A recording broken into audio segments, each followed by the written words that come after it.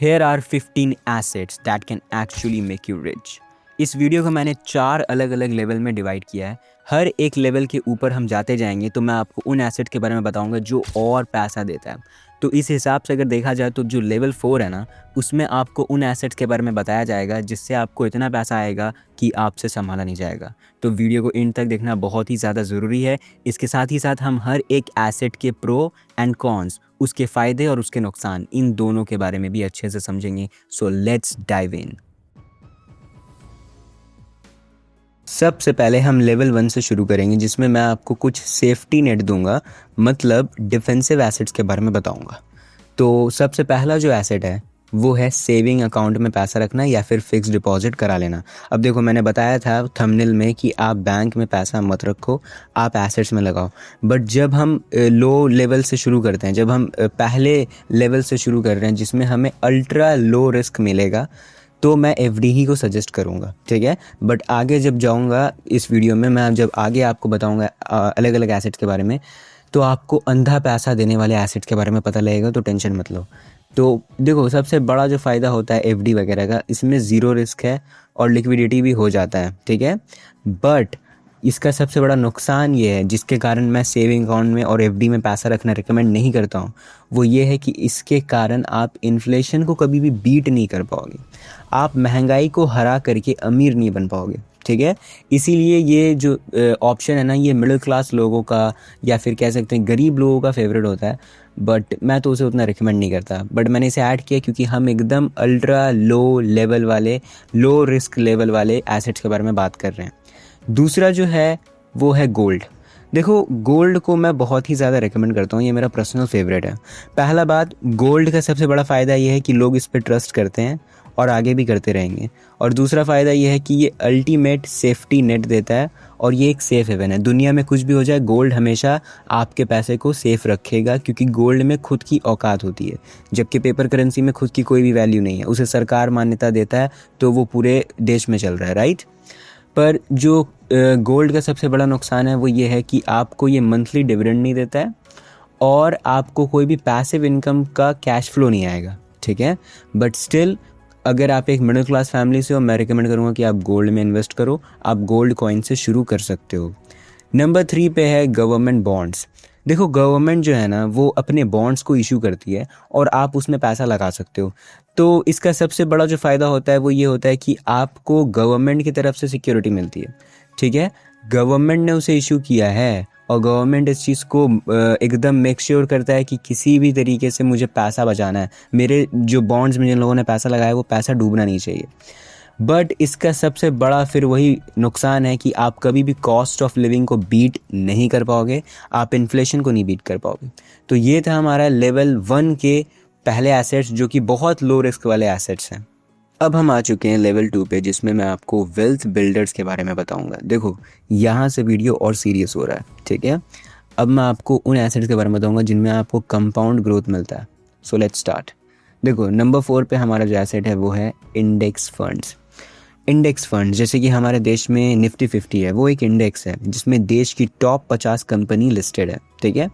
इसका सबसे बड़ा फ़ायदा ये होता है, जैसे कि मैंने आपको बताया, कि आपका जो पैसा है वो देश के टॉप कंपनीज़ में लग जाता है, नंबर 1। पर इसका जो सबसे बड़ा नुकसान है वो ये है कि आप एवरेज रिटर्न से ज़्यादा नहीं जाने वाले, मतलब आप अबव एवरेज नहीं जाओगे। फॉर एग्जांपल, अगर एवरेज रिटर्न है 12% एनुअली, तो आपको 12% 11% ही मिलेगा, उससे ज़्यादा आप नहीं जा पाओगे। अब हमारे पास जो नंबर 5 का एसेट है वो है डिविडेंड स्टॉक्स। आप कुछ ऐसे कंपनी में पैसा लगाते हो जो आपको डिविडेंड्स देते हैं। जिन लोगों को डिविडेंड्स के बारे में नहीं पता कि वो क्या होता है, तो मैं बता देता हूँ। मान लो ये कंपनी का एक प्रॉफिट है, ठीक है, वो इसे हिस्से में बांट देता है। वो इसे बांटता है एक हिस्सा करके, जो सिर्फ और सिर्फ शेयर होल्डर्स के पास जाता है, ठीक है।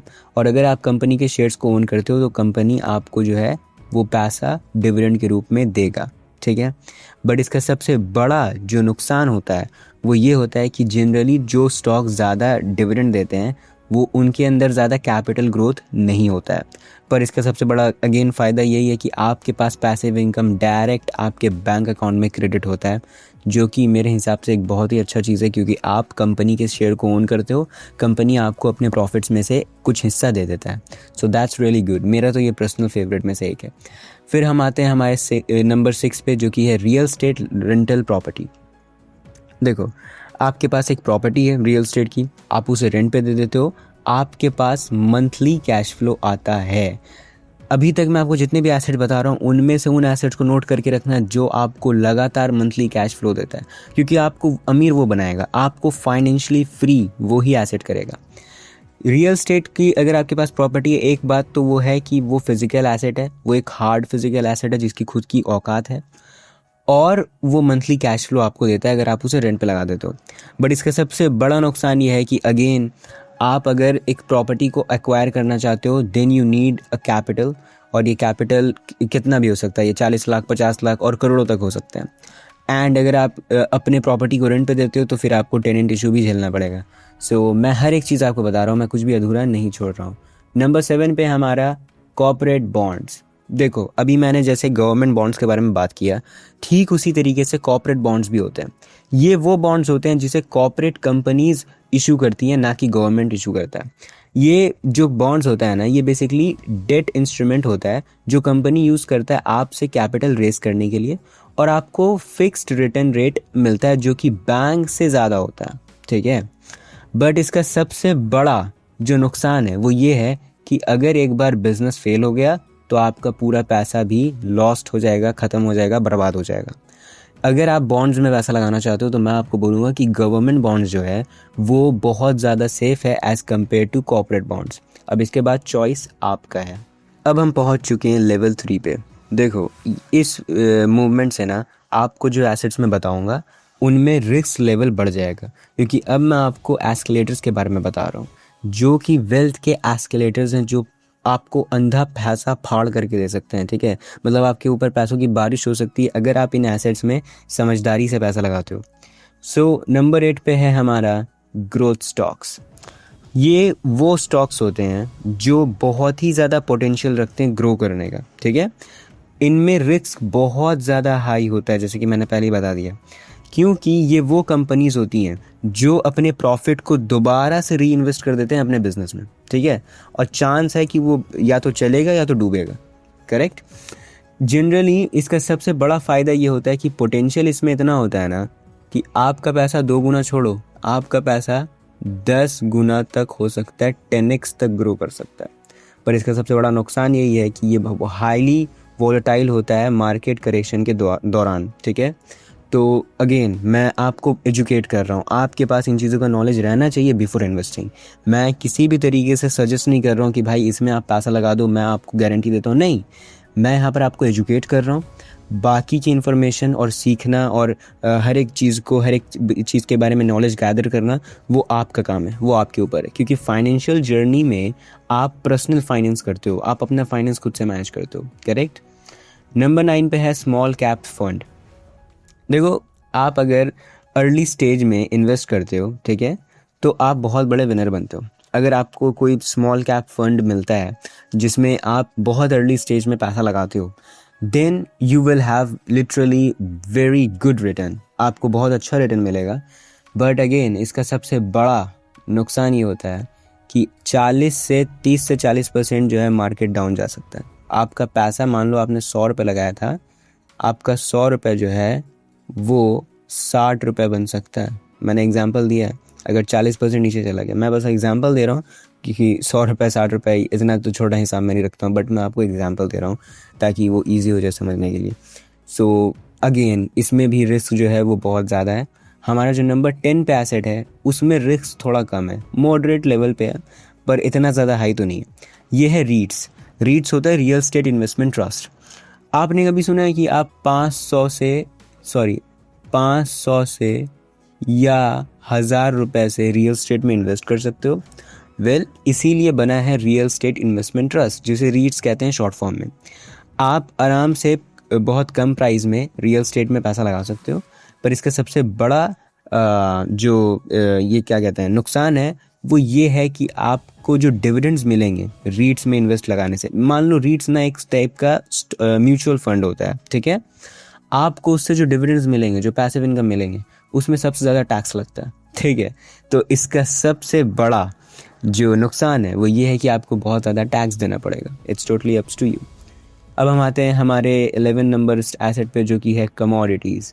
इसमें रिस्क इतना ज़्यादा है कि मैं बता नहीं सकता हूँ। जिन लोगों ने इसमें पैसा लगाया, पैसा कमाया तो है, बट उनका रिस्क एपेटाइट भी बहुत ज़्यादा है। और मैं एक बार फिर से बता देता हूँ, जहाँ पर लिखा हुआ है हाई रिस्क एसेट, उसमें पैसा तब लगाना जब आपके अंदर रिस्क की एपेटाइट बहुत ज़्यादा है और आपका लॉन्ग टर्म विजन है, आप शॉर्ट टर्म में नहीं खेलना चाहते हो। तो हमारा जो कमोडिटीज़ वाला एसेट है उसमें आते हैं मेटल्स और एनर्जी। सबसे बड़ा इसका फ़ायदा ये है कि ये जो है ना, ये पेपर करेंसी के इन्फ्लेशन के अगेंस्ट में आपको बचा देगा। पेपर करेंसी, पेपर मनी जो है वो प्रिंट हो सकता है, रॉ मटेरियल जो है वो उसको कोई प्रिंट नहीं कर सकता है, वो नेचुरल है, वो नेचुरल रिसोर्सेज है, और अगर दुनिया में लोगों को उसकी ज़रूरत पड़ेगी तो वो लोग आपके पास आएंगे अगर आपने इनमें पैसा लगाया। अगेन, इसका जो सबसे बड़ा नुकसान है, जो इसको सबसे ज़्यादा रिस्की बनाता है, वो है कि ये हाईली जियोपॉलिटिकल है। जियोपॉलिटिक्स में कभी कुछ हुआ, ट्रंप ने कुछ कह दिया, इजराइल ईरान का वॉर चल गया, मिडिल ईस्ट में मामला गर्म हो गया, आपका ऑयल, आपकी एनर्जी, सारा का सारा जो उनका कीमत है ना, वो कभी भी रातों रात बर्बाद हो सकता है, वो नीचे आ सकता है और आपका पैसा डूब सकता है। सो इसमें बहुत ज़्यादा आपको ध्यान रखने की ज़रूरत है। अब हम फाइनली आ चुके हैं लेवल 4 पे। मुझे कमेंट करके बताना कितने लोग होंगे जो डायरेक्टली टाइम स्टैम्प से इस स्पेसिफिक लेवल पे कूद चुके हैं। इस लेवल पे आपको मैं उन एसेट्स के बारे में बताऊंगा जो टॉप 1% लोग जिसमें पैसा लगाते हैं, और ये टॉप 1% लोगों का खेल होता है, ये इलीट कैटेगरी होता है, और इसमें आपको प्योर कंट्रोल मिलता है। 10-20 सेकंड भी इस वीडियो को स्किप मत करना, मैं पहली वार्न देता हूँ, ठीक है, मैं पहली वार्निंग देता हूँ। एक एक चीज़ मैं आपको बहुत अच्छे से सरल सिंपल भाषा में समझाऊंगा, तो प्लीज़ स्किप 1 सेकंड भी मत करना। तो शुरू करते हैं। हमारा जो नंबर 12 का एसेट है वो है स्टार्टअप इक्विटी, ठीक है। आपने अगर शार्क टैंक देखा है तो उस शो में कितने सारे स्टार्टअप्स आते हैं पैसा रेज करने के लिए। तो इसमें सबसे बड़ा फ़ायदा ये होता है ना कि आपका पैसा 10 से 100 गुना तक डबल हो सकता है, आपको 100 गुना तक का रिटर्न मिल सकता है, ठीक है। बट जैसा कि मैं बता रहा हूँ कि ये एक्सट्रीम रिस्की होता है, हाई नहीं, एक्सट्रीम रिस्की होता है। आप पढ़ सकते हो यहीं पर, ठीक है। क्योंकि इसका सबसे बड़ा नुकसान ये है कि 90% से ज़्यादा स्टार्टअप अपने अर्ली स्टेज ही में कम्प्लीटली फेल हो जाते हैं।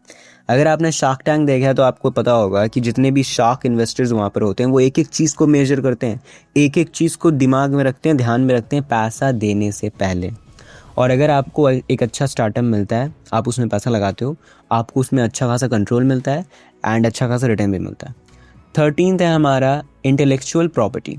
इंटेलेक्चुअल प्रॉपर्टी ये मेरा पर्सनल फेवरेट में से एक है। देखो, आपने कोई बुक लिख दिया, आपने कोई कोड बना दिया, आपने कोई पेटेंट ले लिया अपने नाम पे, आपने एक बार बनाया और वो हमेशा हमेशा के लिए मोनेटाइज हो गया। आप किसी बुक के ऑथर हो, आपको लगातार उस बुक से रॉयल्टी मिल रहा है। सो इसी तरीके से आप लगातार पैसा कमाते हो। इसमें रिस्क बहुत कम है, कोई रिस्क है नहीं, ठीक है। बट टाइम जो है वो बहुत ज़्यादा लगता है, आपको बहुत ज़्यादा टाइम देना पड़ता है। इसीलिए इसका सबसे बड़ा नुकसान ये है कि आपको मेहनत तो बहुत करना होगा, पर गारंटी कोई भी नहीं है कि आपका काम चलेगा या नहीं चलेगा। फॉर एग्जांपल, आपने बुक लिख दिया, क्या गारंटी है कि लोग उसे खरीदेंगे, लोग उसे जनरली पसंद करेंगे। हाँ, अगर आप एक अच्छे राइटर हो तो जाहिर सी बात है आपको रिकग्निशन मिलेगा, बट गारंटी नहीं है स्टार्टिंग में, राइट। 14th पे आते हैं, वो है हमारा पर्सनल ब्रांड, जो कि शायद से अभी मैं कर रहा हूँ। पर्सनल ब्रांड मतलब आपके पास ऑडियंस है, ठीक है। आप यूट्यूब पे वीडियो बनाते हो, आपका एक सोशल मीडिया पेज है, तो आपके पास ऑडियंस है। उसके बाद अगर आप बिज़नेस शुरू करते हो तो आप बिज़नेस को स्केल कर सकते हो। फॉर एग्जांपल, आप टेक के वीडियोस बनाते हो, टेक रिलेटेड वीडियोस बनाते हो। उसके बाद अगर आप अपना एक शोरूम खोलोगे जिसमें आप फ़ोन, लैपटॉप, कंप्यूटर्स, हेडफोन्स इन सब को बेचोगे, तो आपकी ऑडियंस वहाँ भाग करके आएगी, राइट। तो आपको ऐसे ही कस्टमर्स मिल जाएंगे। तो अगर आपके पास एक पर्सनल ब्रांड है ना, तो ये एक बहुत ही अच्छा सोर्स होता है अपने बिजनेस को आगे बढ़ाने के लिए। इसमें रिस्क तो 1% भी नहीं है, पर इसमें रिटर्न जो है वो इन्फिनाइट है, जितना चाहो उतना रिटर्न निकाल लो। इसका सबसे बड़ा नुकसान ये हो जाता है कि बहुत ही ज़्यादा एक्सट्रीमली हार्ड हो गया आज के टाइम पे एक अच्छा कंटेंट बना करके स्टैंड आउट करना। एंड आपका ये जो अगर आप मेहनत से बना भी लेते हो सब कुछ तो ये ईजी टू डिस्ट्रॉय है। रातों रात कितने लोगों ने मिलियंस ऑफ फॉलोअर्स बनाए, बहुत मेहनत किया, एक गलती ने उनके सारे के सारे फेम को, सारे के सारे मेहनत को, नाम को बर्बाद कर दिया। सो इस चीज़ को आपको दिमाग में रखना है if you are building personal brand. फिर आता है नंबर 15 जो कि इस वीडियो का लास्ट एसेट है, जो कि है प्राइवेट बिजनेस ओनरशिप। इसमें आपको मिलता है 100% कंट्रोल और टोटल कैश फ्लो। ठीक है, इसमें रिस्क हाई होता है बट आप कैलकुलेटेड रिस्क ले सकते हो। इसमें होता क्या है, आप बेसिकली या तो अपना एक प्राइवेट बिजनेस बनाते हो या फिर ऑलरेडी बने हुए ऑपरेट होते हुए बिजनेस को खरीद लेते हो, एक्वायर कर लेते हो। And this is where the world richest people make 95% of their net worth. जो दुनिया के बहुत रईस लोग हैं, जो बहुत ही ज़्यादा धनी लोग हैं, जिनके पास अंधा पैसा है, उन्होंने अपने वेल्थ का 95% लगभग इसी एक एसेट से बनाया। उन्होंने अपना खुद का बिजनेस बनाया या तो ऑलरेडी किसी प्राइवेट लिमिटेड बिजनेस को एक्वायर कर लिया। आज के लिए बस इतना ही। मुझे कमेंट करके बताना कि आप इन 15 एसेट्स में से किस एसेट में पैसा पहले लगाना प्रेफर करोगे। आज के लिए बस इतना ही। मैं आपके कमेंट ज़रूर से पढ़ता हूँ, मुझे आप लोगों का कमेंट पढ़ के बहुत अच्छा लगता है, तो कमेंट ज़रूर से करना। मैं मिलता हूँ आपसे अगली वीडियो में। हमसे जुड़े रहने के लिए सब्सक्राइब करके बेल आइकन पर क्लिक करें। Always be rich in every part of your life. जय हिंद।